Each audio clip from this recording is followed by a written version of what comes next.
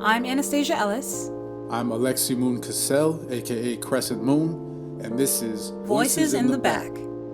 Over the next few weeks, we'll be having conversations with BIPOC Minnesota artists on the topic of racial issues, and at the end, a performance. We'd like to thank all our sponsors for their support. Make sure to follow us on Instagram, Facebook, and Twitter using our handle @VoicesInTheBack. Hey, what's up, y'all? My name is Alexi Moon Cassell. And my name is Anastasia Ellis. And this is Voices in the Back. Welcome to Season 2. We got some exciting guests here today. Starting off over here, we got John Scott. Welcome. We got Lady Midnight. We have Daniel Oyinloye. So thank you for being here. And I guess my first question to y'all is, can you just introduce yourself, say what you do and where you call home? My name's John Scott. I run a record label called Sound Birthday Records. Work at Electric Fetus. Have a radio show in KFAI. I work in various capacities with various artists at various times throughout the Twin Cities through various years. There's tours, promotion, whatever. I'm Lady Midnight, also known as Adriana Rempel. I'm an artist here in the Twin Cities, and I guess I would call the Twin Cities my home. Always represent the west side of St. Paul, but I became also myself south side Minneapolis, so I just represent the Twin Cities. Yeah. Awesome. Name is Daniel Oluwaseyi Oyinloye, and what do I do? That's a broad question. I do quite a number of things. I'm a artist, musician, storyteller is what I pretty much call myself. I like to tell stories, and I do that in different forms. Currently, home, wherever God's presence is, home. And that's everywhere sometimes, yeah. What's been getting y'all through this pandemic, man? What's been getting you through the panty? You can popcorn style. You don't have to go in order or any of that. It's been a blessing and a curse. It's like the pandemic has been for me. So some of my as an artist, I do music stuff and I do organizing. I organize around other creatives. And during the pandemic, it was harder to connect with creators and people in person, and that was obviously very tough. But at the same time, it helped us as creators think outside the box. So we spent a lot of time organizing in-house, trying to find other ways to create connection.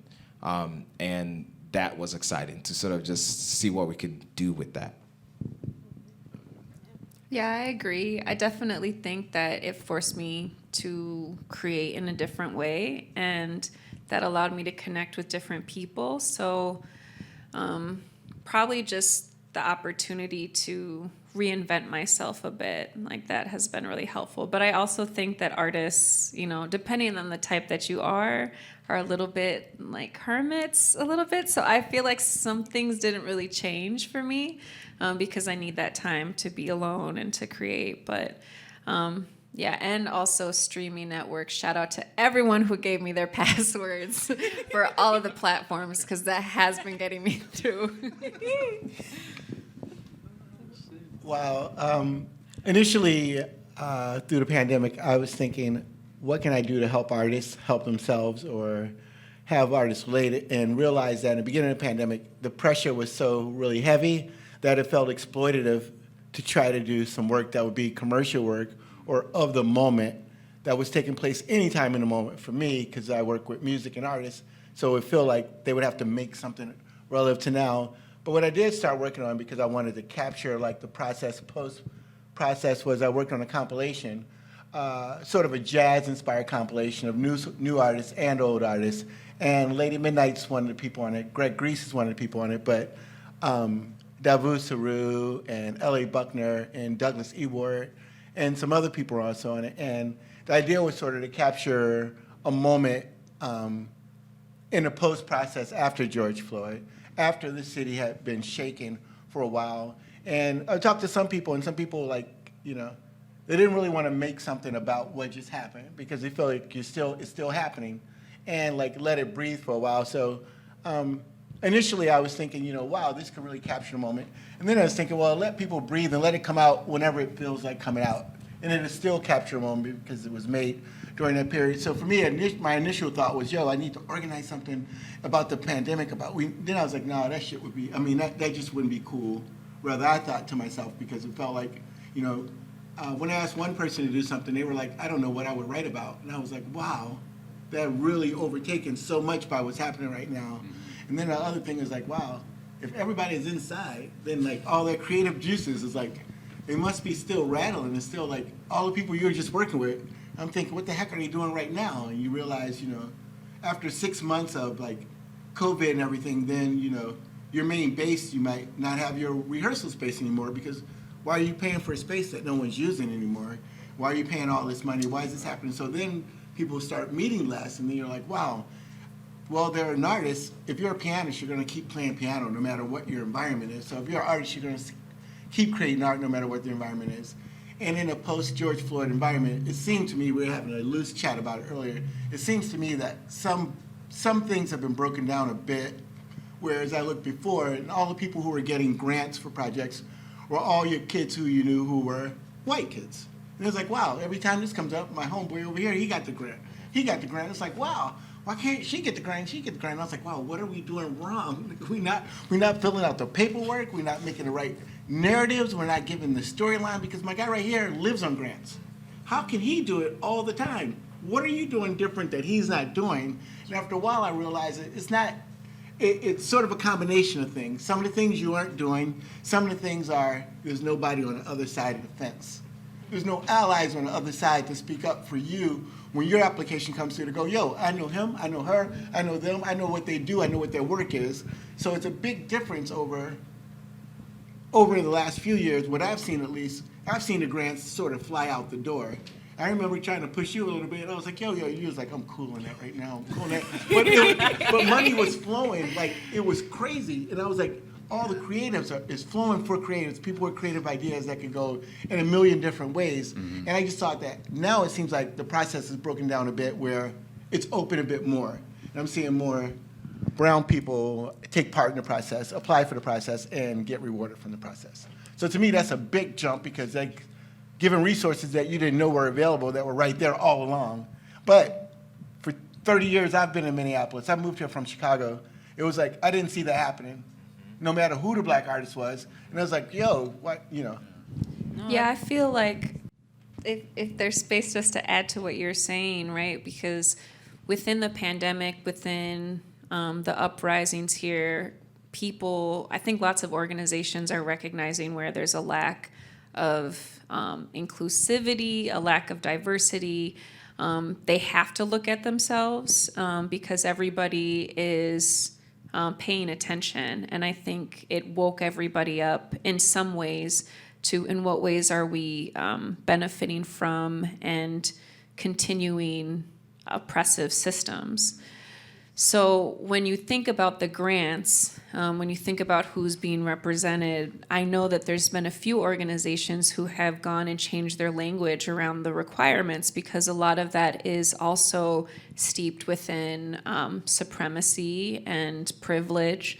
And we know that, privilege is based on socioeconomic, but also race and gender. And I think that if you're asking for these requirements, you are really limiting who can apply and whose voices get heard. So that was a shift that I saw open up afterwards, but I think then now there's still kind of catch up on how to be able to support these this opening or this new language, what that really means, and how to, I guess, shift the criteria. So it's a painful process, it's necessary.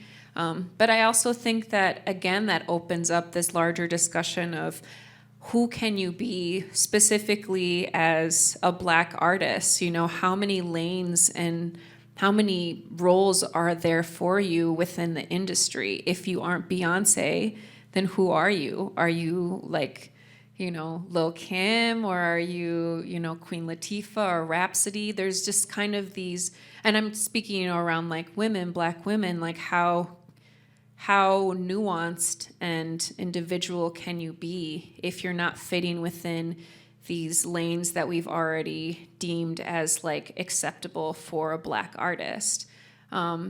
So it's interesting that we're both talking about this reinvention of ourselves, recognizing that the world may still not be ready for what we present. Definitely.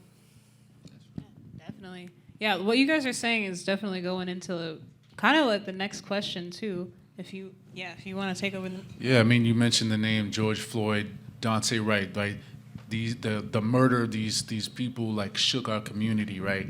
How do you see that changing, not only just the community, but even when you think about it through music too? Do you see changes? Is it just more people are getting grants, right? They look like us, or do you think there's like meaningful change that comes with that?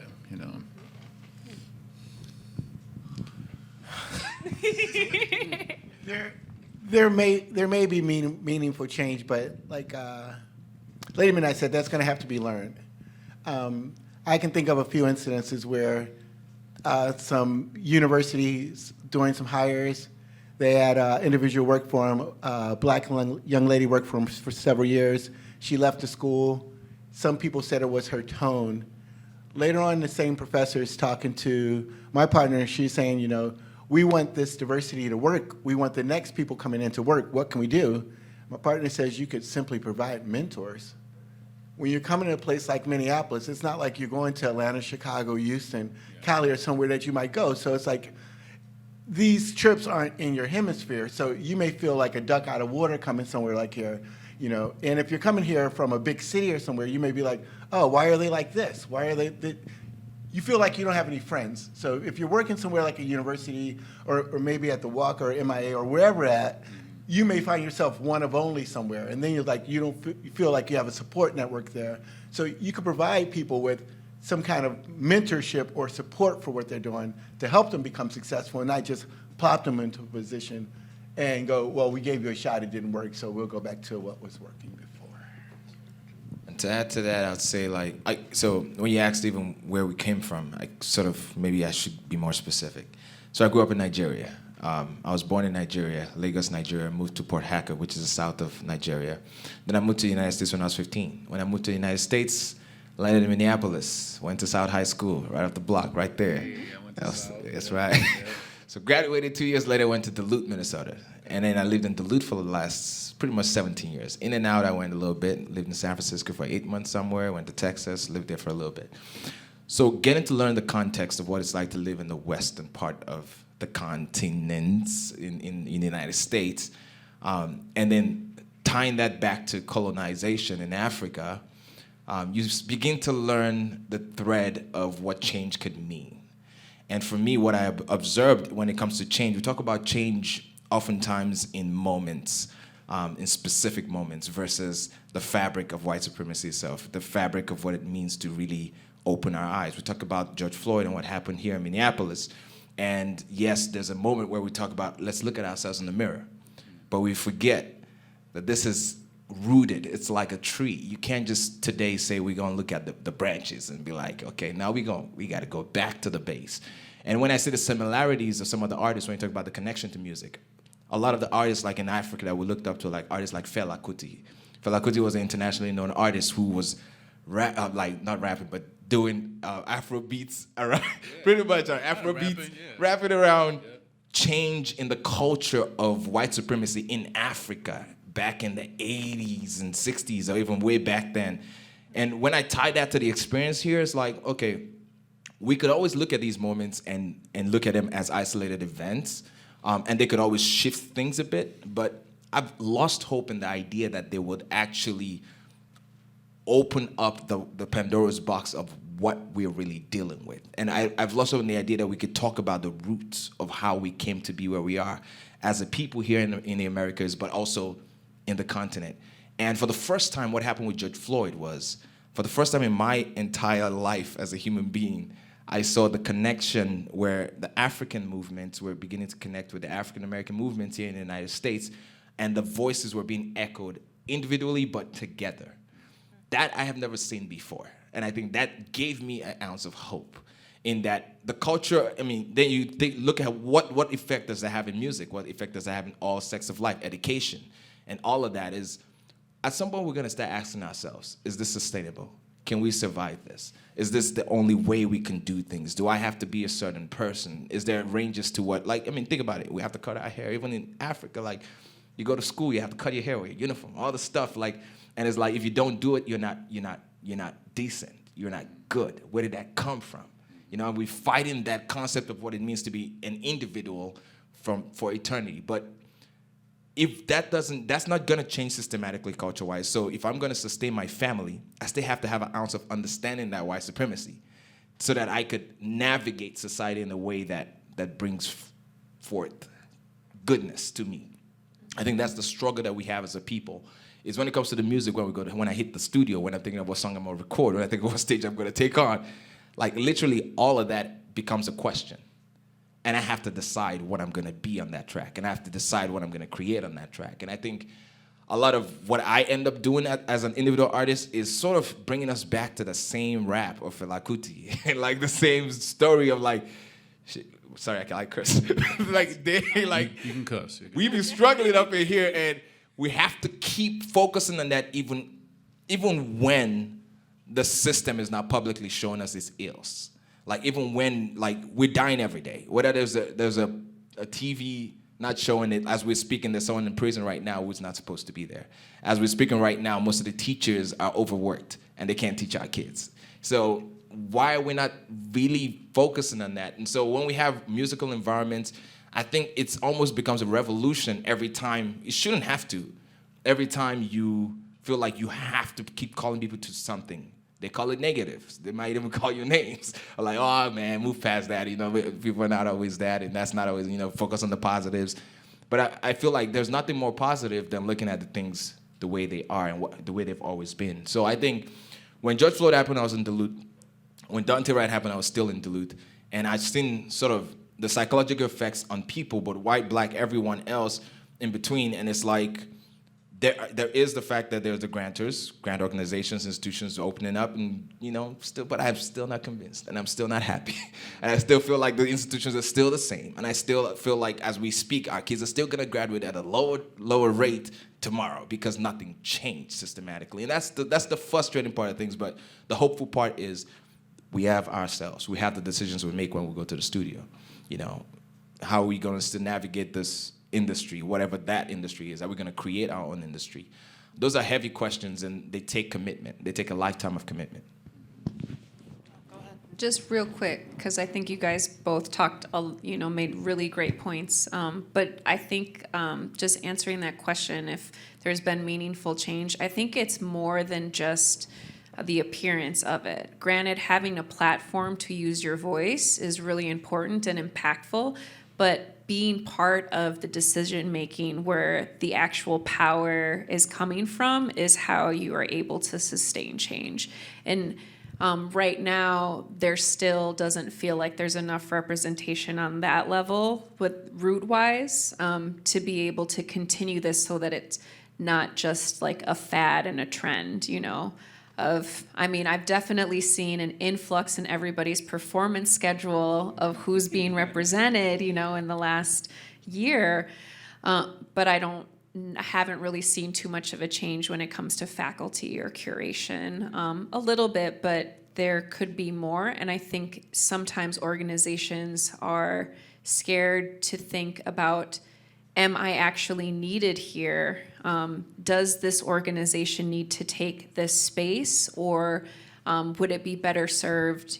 Should we dissolve this organization and change distribute those resources, or does this mission need to change? And sometimes it can feel really personal. Like, am I valuable here? And every person has value, but recognizing those deep, that truth of, am I perpetuating white supremacy? And taking the step to say, yes, I benefit from it. Yes, I am perpetuating it. And yes, I'm going to take a stand to dismantle it. And it's an activity. It's something that you commit to every day. It isn't just something that, well, I don't do that. You have to actively work against it. And so I think that we can sometimes feel warm and fuzzy when we see the lineup and say, yeah, things are changing. But again, it's much deeper than that. And, yeah, I don't know if I have a conclusion. I kind of think both of you are right as well, because my bottom line, simple explanation for how to fix white supremacy is white people give up your job of authority. It's very simple. Who's ever in charge of the walker, give up your fucking job. Give your job to a woman or a brown person. Who's ever in charge of MIA, give up your job. Who's ever in charge of the Current or Radio K, give up your job. They'll get another job. They're white, they're cool, they're fine, they're cool. They'll get another managerial job. And I think about that with my job. If somebody really wanted to show something, give up your position of power. The only way to give up your position of power is to give up your job, because you can go get another one. But giving it to somebody else and then watching how they have to answer and speak to a brown person changes the whole ball game. So that's why what both of you are saying is right. The tree wasn't built overnight. It's systematic. So it's also like saying, it's also saying to change the whole ball game is give up your job. My girl was like, that's not realistic. I was like, well, if you're asking me, that's what's gonna work. If you give up your job and you give it to somebody else, then you have to answer to somebody else. For the first time in your life, you have to answer to a brown person. Changes your whole concept. Changes when you go home from work, changes your ride to work, changes your way to work, changes your attitude at work. Every motherfucking thing changes, because for once in your life, you have to speak to somebody with authority that isn't somebody who looks and talks and walks like you. And then that changes everything. So that was my only thing about not feeling too warm and fuzzy because of the grants. Going, hey, I just want to take a positive Minneapolis approach. Hey, the grant game changed. I saw my guy who's a Muslim painter go, yo, I'm gonna do Afro Islamic futurism. Boom, 10 grand. Boom. Came over last night, said, hey, I am the new professor at so-and-so university. I'm not gonna call him out, but he just took a job today. So I was like, oh, 2 years ago, this did not exist because he wasn't in that field at all. He wasn't chasing a job. He had no decision to teach art or be a professor. He was painting, and we were like, yo, you should get your paintings out. Your paintings will blow up, blah, blah, blah, blah, blah, blah, blah, blah, blah. Couple, he submitted. Then he started getting the galleries. Then he started getting the grants, and it went kind of like the music game. First, you weren't included at all. Your name wasn't even in the conversation. Then you become on the conversation. You're not in the top 10, radio. You're not in the top 20. But you're in a conversation, so you should be happy just to be in a conversation. No, you're not going to be happy just to be in a conversation. You want to be treated the same way other cats in the conversation are treated, not just be happy. But because you haven't been in a game at all, you're just glad to be in a game. And so there's some reward for that. But what I realized a while ago is like, that's not enough. But you got to get in. It's got to start. It's got to start somewhere. And if you can't take the whole job over, then maybe take parts of it over. No, I agree. But you got to have allies on the other side, and that starts with having somebody who understands what you're saying. Yo, I think A, B, C would be great for that part. I think this person would be great for that part. But if they're not there to tell you, then it's like, yeah, we're just looking for somebody good to fill this position. And it's like, yeah, then the ball game never changes. Yeah. No, I agree with all of you. Like, there were definitely parts of the pandemic when I was thinking, like where are the genuine people that like actually are trying to uplift like us people of color? Like who's actually like actively doing it in Minnesota? And like I got lost for a second. So yeah, I agree with everything that all of you have said up here. I'm gonna shift it a little bit, and we're gonna do some more pointed questions. So I'm gonna start with Lady Midnight. So you had an album that came out in 2019 before all this craziness came out called Dream Before Morning. Death Before Morning. Death Before Morning. Death Before Morning. Different vibe. I was thinking about the dream that we were talking about earlier. So like it was like tying in, Death Before Morning, and how it kind of like predicted how people were feeling going through the pandemic, and I know it said that like, you went through a little bit of loss before making that album. One, how does it feel to low-key predict the future? Because obviously you have a little bit of that ability with the story that you told me earlier. and also, do you think that like that affected how you went through the pandemic? Yeah. Okay. So I guess looking at the broader aspect of time and history, I believe that all things repeat themselves. I don't think that I do think that we're unique. I think there is innovation, but I think we're human beings. And at the end of the day, we go through the same things. We repeat the same things over and over again because it's just the nature of our species. But within that space, there's no way I could have imagined that we would collectively be going through a mourning and a grief and a change. I know for myself, once I released the work, which was released on Sound Verite Records, I was able to fully look at the experiences I had. Sometimes as an artist, we throw everything into a project, and that's a way to distance ourselves from actually processing and feeling.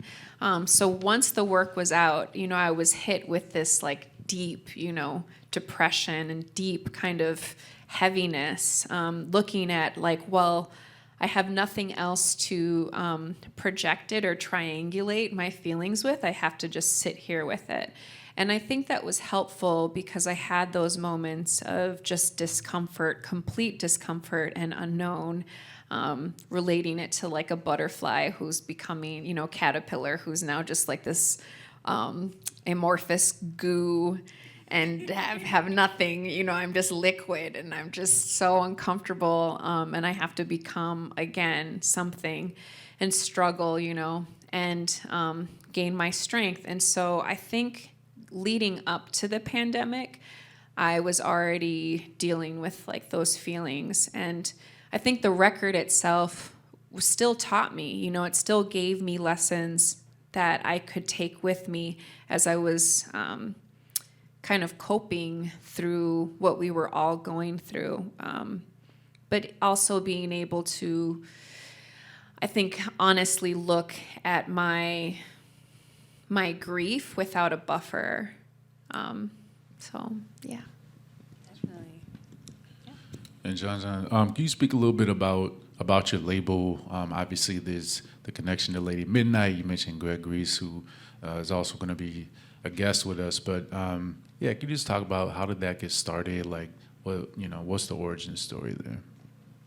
Well, I used to run a label called Black Corners, and we put out Muja Messiah, Maria Issa and Muja Messiah together under the name Villa Rosa, and just a lot more Muja Messiah records. And I moved to Toronto. I moved to New York. I moved to Toronto.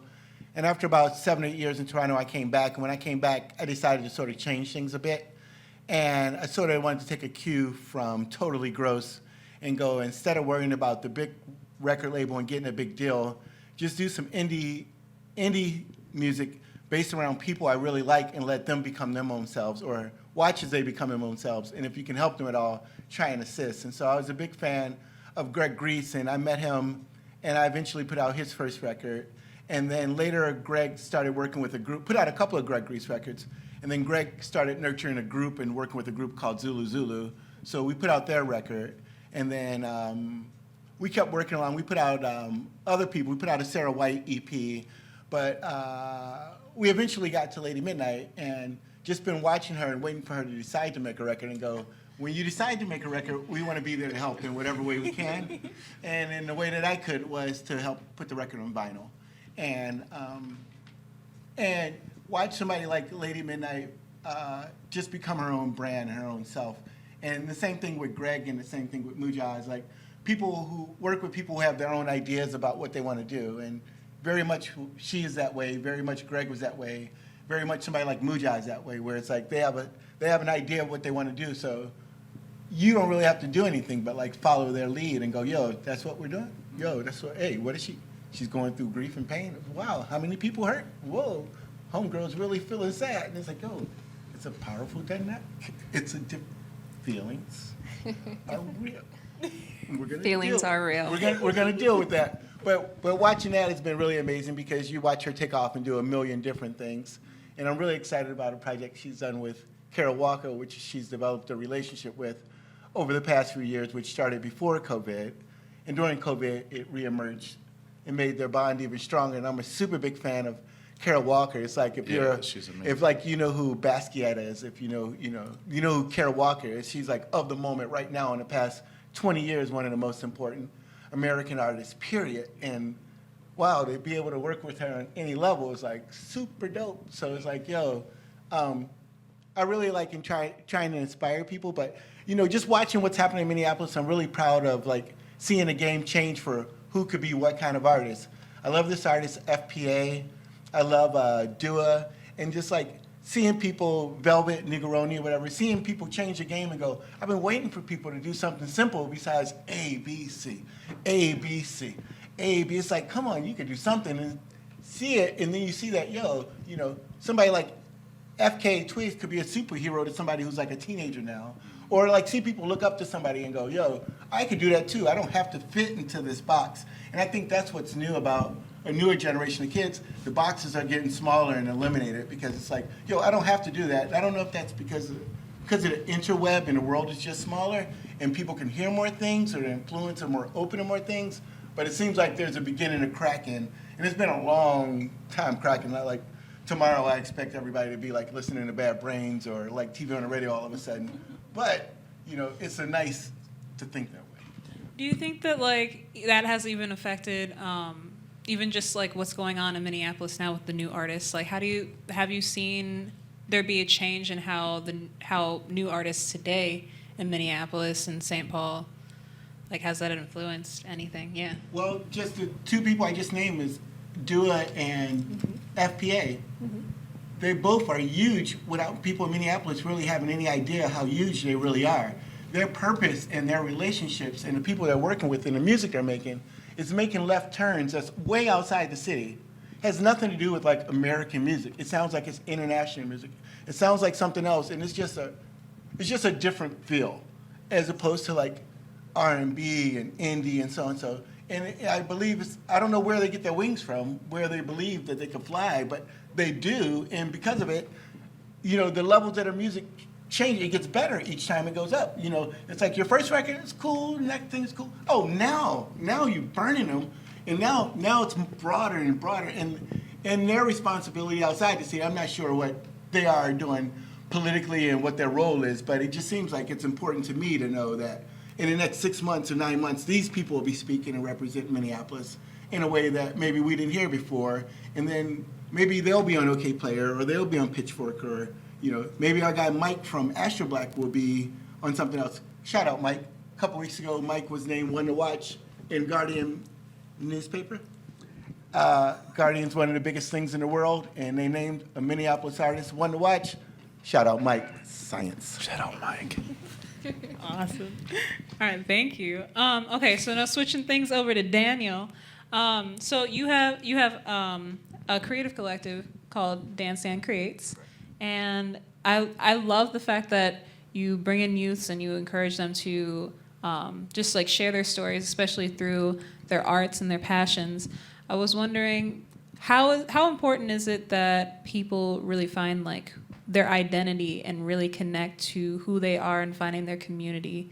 What are your I think, as human beings, generally, we all are longing for a sense of not just existing in space, but finding a sense of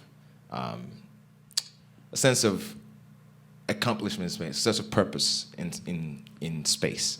And I think to do that, that journey starts with affirming yourself, your identity, who you are, and learning yourself. And that may take a process. It may not even be something that you know right away.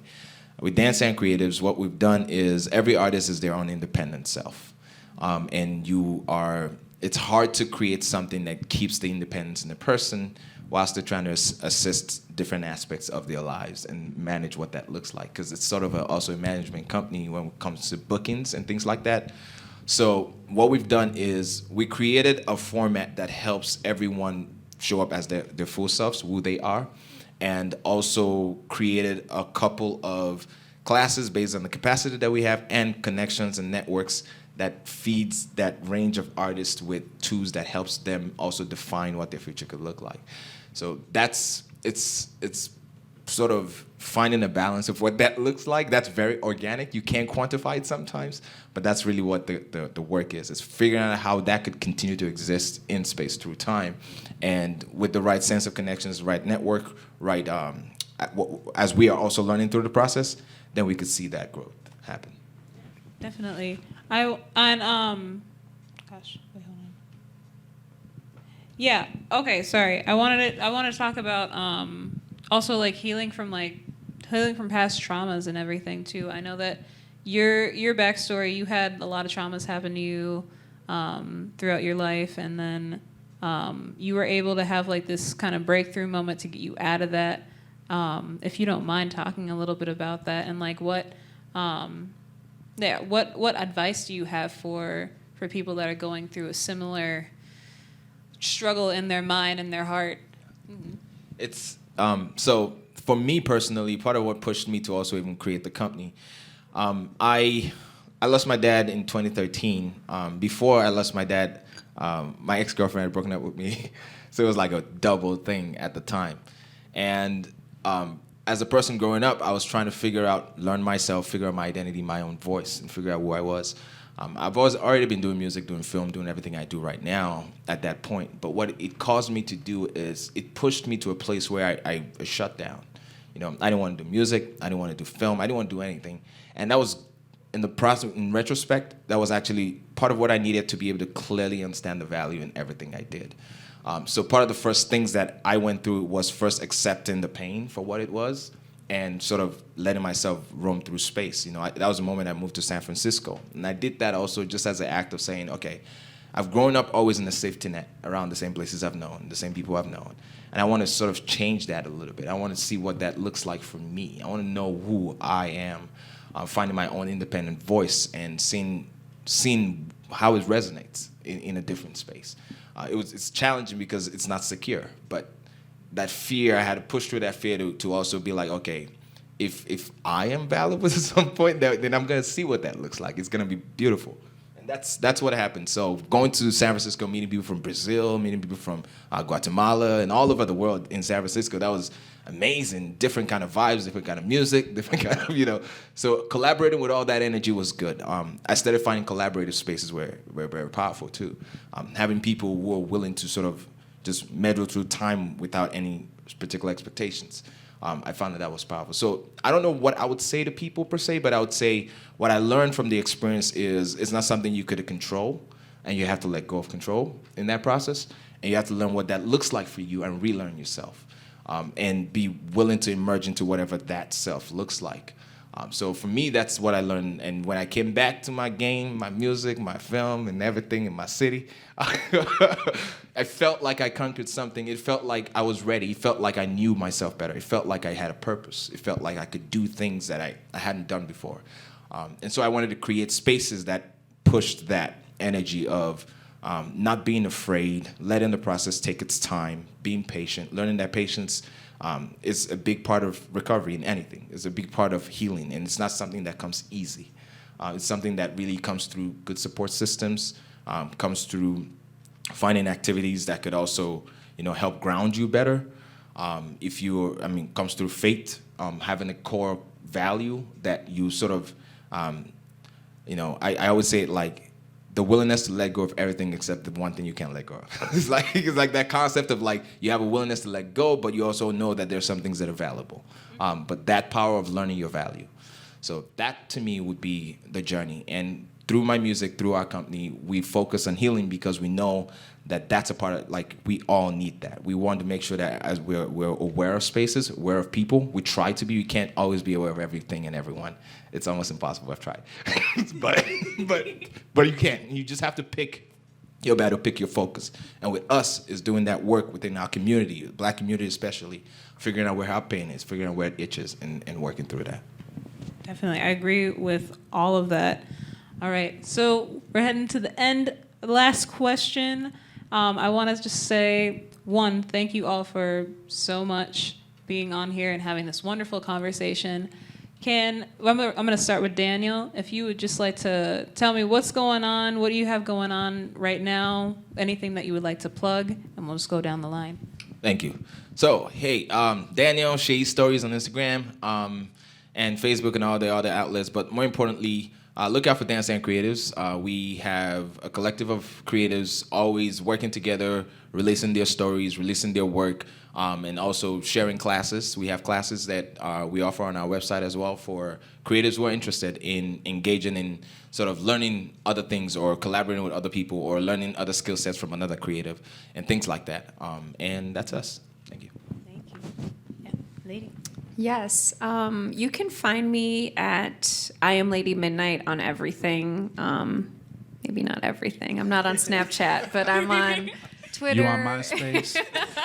I was. I had my top 8. How many, right?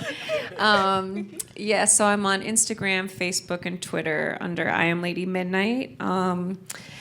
And currently, I'll have a song on John John's compilation coming out soon. You can also look for some new music at the top of the year. I'm working on a new album with Laserbeak and Ice Tep, their project called Nightstone. So I'm really excited about that. And hopefully, I'll be making another score for Kara Walker. Try to manifest that one. And yeah, that's what I'm excited about and working on. Okay, thank you. And John. Hi, I'm working on a compilation called Things Fall Apart that will have Lady Midnight, Greg Grease, Omar, Abdul Kareem, L.A. Buckner, Douglas Ewart, Davu Saru, the brother you did the show with the other day, Damian Strange, Jan, and maybe a couple repeats in there. I'm working on that compilation. That's to capture sort of the past few years in the city. And sort of, like you said, reinventing yourself a little bit. Sort of focusing a little bit on, is there a jazz dynamic I could work on in the city? Is this more things I could put my grown-up pants on and go, well, what does this jazz look like for this community as far as what I like about it? Because I kind of like a more abstract, hard, and bebop flavor of jazz, which may not really be projected or something captured by younger people enough to really start a movement behind it. But focusing on this compilation, and I'm wherever Sound Verte is, which is Sound Verte Radio and Sound Verte Records, and on KFAI every Saturday, 11 to 1 in the afternoon, with the jazz and diaspora music. That was what's up. Thank you so much. Really appreciate all y'all being here. Thank you for your time, your energy, and your contributions to music. So thank you. Thank you guys so much. Yeah. Thank you, too.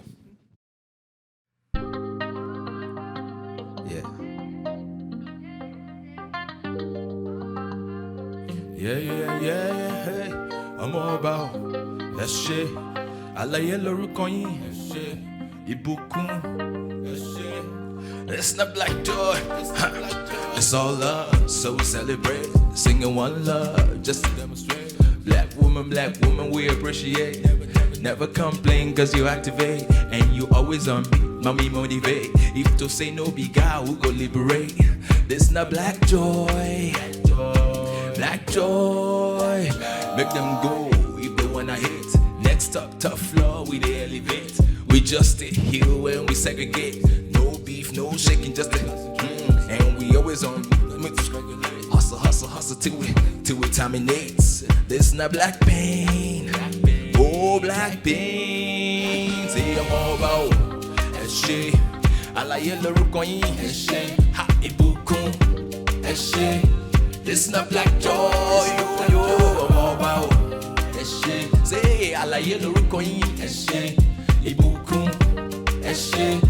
Come see black joy. I'm all about that shit. Say alaye lorúkọ yín. That shit. Ìbùkún. That shit. This not black joy. This not black joy. I'm all about that shit. Say alaye lorúkọ yín. That shit. Ìbùkún. That shit. Come see black joy. Come see black celebrate. Singing one love, just to demonstrate. Black woman, we appreciate the struggle's been real, 1588. Protest, all we want is change. No more room for both things, we don't negotiate. Both send this beat to rehabilitate. Singing in one voice, we can say it's all love, so we celebrate. Singing one love, so we demonstrate. Black man, we appreciate. You never complain cause you activate. And you always on beat, mommy motivate. If you say no be God, we'll go liberate. Listen to black joy. Black joy. Say I'm all about.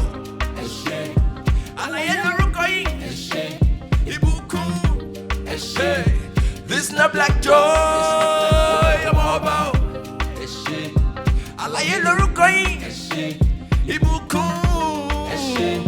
Come see black joy, come see black joy, I'm all about.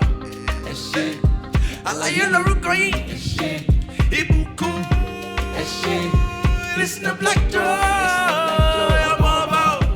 Say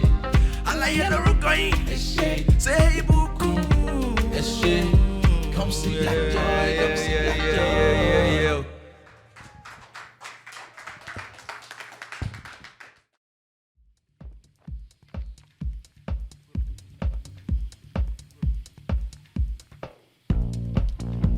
Pushed it in a little bit deeper. Stopped when I hit a ball. Trying to get a hold of my triggers. The worst when I'm all alone.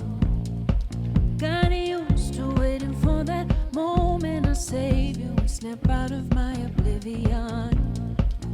But lately you're bringing all your chaos to another home. And my jealousy becomes my crutch. I've been holding far too much of this insincere. I wanna understand why birds go missing in the sky when they're safe in places high as gravity. Not proof of wisdom. What more do you need from me? I'll stay beyond the point of Abel. Cain bore witness, heed your fables. I died playing the part of Abel. Cain bore witness, heed your fables. Out of my head, pay attention. Flow to my mouth, pay attention. Flow to my heart, pay attention. Slip from my hands and attention till you pull my attention away. With the promise of a better day, we both know it doesn't work that way. I just need my pocket full of wishes and hope. Learn from the wounded how to cope. Pocket full of wishes and hope. Learn from the wounded how to cope. Pocket full of wishes and hope. Learn from the wounded how to cope.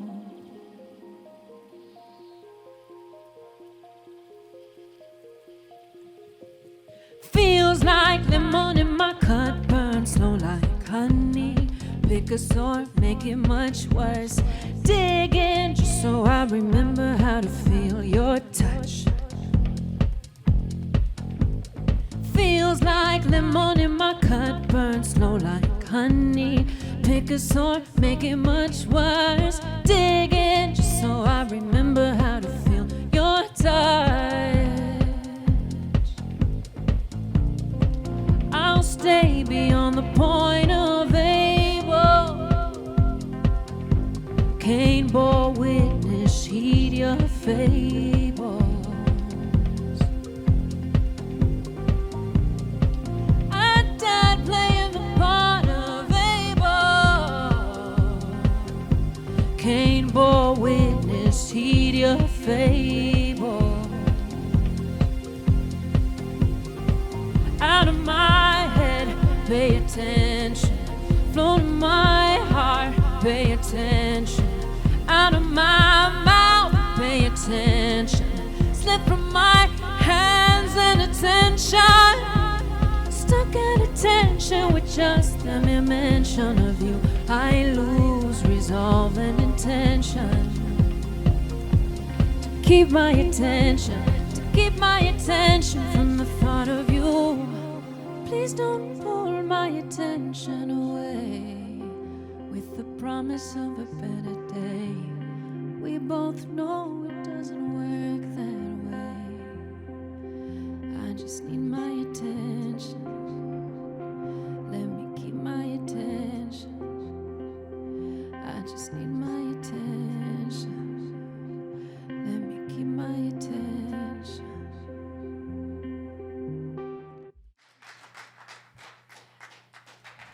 It was on a loop, but that's the end of it.